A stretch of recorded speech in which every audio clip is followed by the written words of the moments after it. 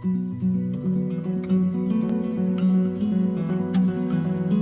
bien bonjour, je m'appelle Gabin Bramopoint, je suis étudiant en 3e année à 3IS Lyon, en section réalisation fiction, et je vais vous présenter mon court-métrage Fièvre ardente. Ce court-métrage raconte l'histoire d'Anatoly, un poète vieux et malade, qui va chercher à tout prix à retrouver son inspiration passée, et il va aller dans un village pour essayer de rencontrer quelqu'un qui va lui régler ses problèmes.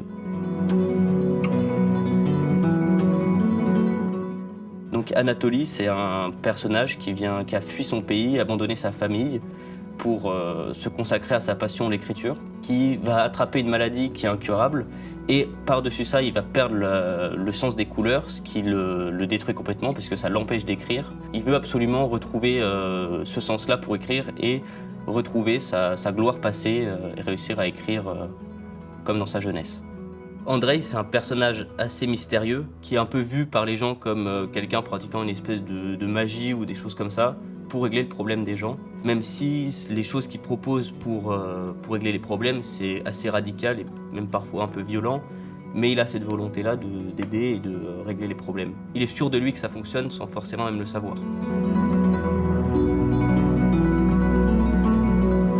Je pars d'un principe nostalgique où, quand on a la nostalgie, souvent on va se souvenir des choses, mais uniquement des bons côtés. Donc pour l'écriture, souvent on a besoin de tous ces sens, et pour moi c'est la nostalgie de tous les sens qui vont permettre, pour moi je pense, d'écrire une œuvre ultime par rapport à tout ça. Moi j'ai choisi d'en parler parce que c'est un problème que j'ai, moi, quand j'écris mes scénarios, j'ai eu beaucoup de mal à écrire, et je me suis rendu compte que le processus d'écriture fonctionnait par rapport au sens, surtout l'ouïe, la vue, les couleurs notamment, c'est très important, même si les couleurs c'est pas un sens.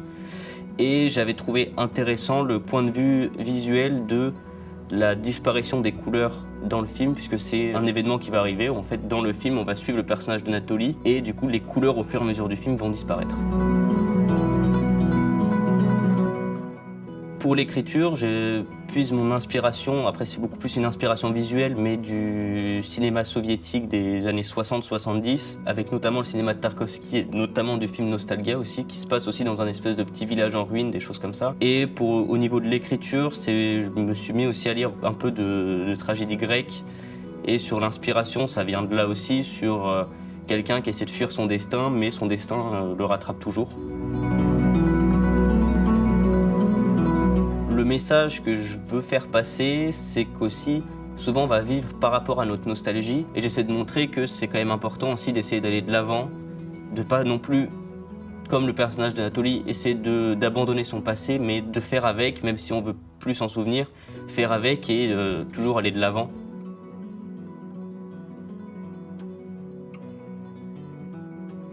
Bonjour, je m'appelle Victor Coquart, je suis en filière production à l'école 3IS, je suis producteur de Fièvre ardente et président de Percé Productions. Bonjour à tous, je suis Alice Patural, étudiante en 3e année en production à l'école de cinéma 3IS.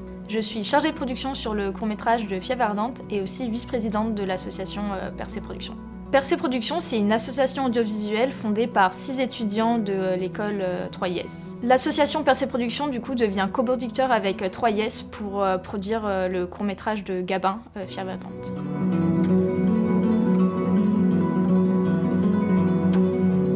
Le crowdfunding sur ProArty, c'est en français le financement participatif.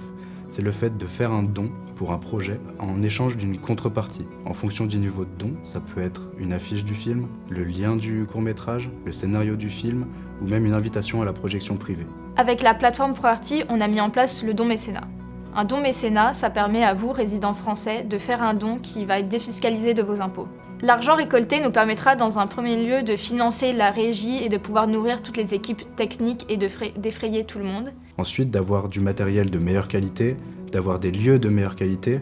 Et enfin, de pouvoir payer tout ce qui est la décoration et les accessoires pour un style des années 60. Ce qui m'a séduit dans ce projet, c'est le côté expérimental. Se donner des défis en tant qu'étudiant. Les difficultés sont un grand défi et nous font apprendre énormément de choses. Je connais en plus très bien le réalisateur et c'est un grand plaisir pour moi de l'accompagner dans la réalisation de son œuvre.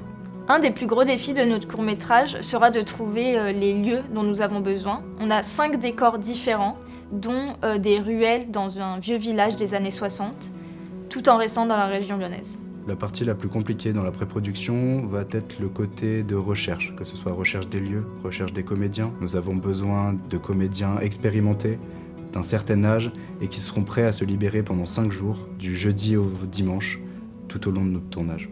Alors si vous voulez nous aider à concrétiser ce projet, toutes les informations sont sur notre page de crowdfunding Fièvre Ardente.